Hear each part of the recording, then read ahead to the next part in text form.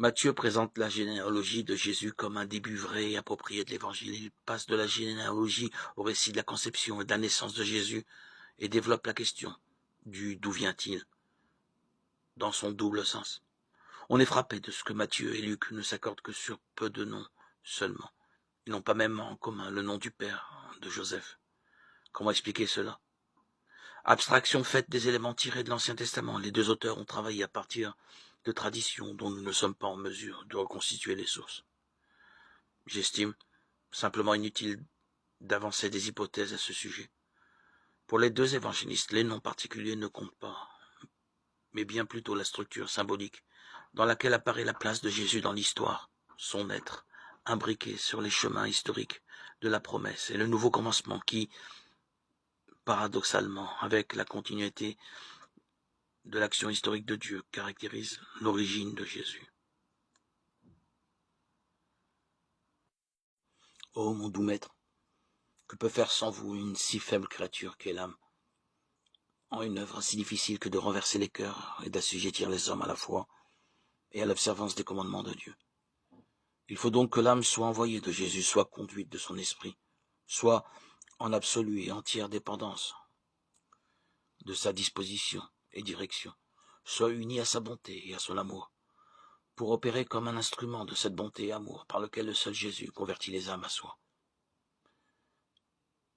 Les messagers de la bonne nouvelle du salut, les missionnaires, les envoyés de Dieu, les témoins doivent aussi se joindre avec les bons anges des âmes auxquelles ils sont envoyés.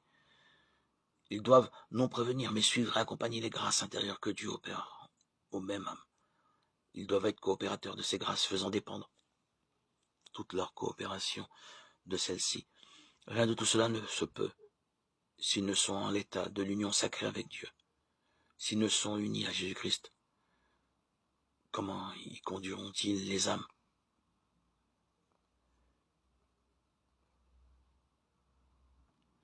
Les prières et les bonnes œuvres des âmes saintes, en qui le Christ habite par la foi et opère par la charité, contribuent puissamment à faire descendre sur nous la rosée des dons salutaires de la grâce et nous donnent la force d'être des instruments pour convertir les cœurs.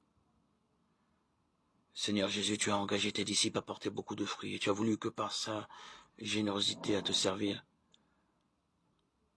tu fasses grandir ton peuple.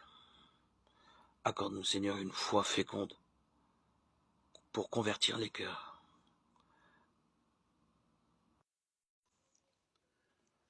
Beaucoup de ses disciples qui avaient entendu s'écrièrent « Ce qu'il dit là est intolérable, on ne peut pas continuer à l'écouter. » Jésus connaissait par lui-même ces récriminations des disciples.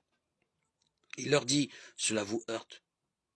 Et quand vous verrez le Fils de l'homme monter là où il était auparavant. C'est l'esprit qui fait vivre. La chair n'est capable de rien. Les paroles que je vous ai dites sont esprit et elles sont vie. Mais il y en a parmi vous qui ne croient pas. » Jésus savait en effet depuis le commencement qui étaient ceux qui ne croyaient pas et celui qui le livrerait. Il ajouta, voilà pourquoi je vous ai dit que personne ne peut venir à moi si cela ne lui est pas donné par le Père. À partir de ce moment, beaucoup de ses disciples s'en allèrent et cessèrent de marcher avec lui. Alors Jésus dit aux 12, « Voulez-vous partir vous aussi ?» Simon-Pierre lui répondit, « Seigneur, vers qui pourrions-nous aller?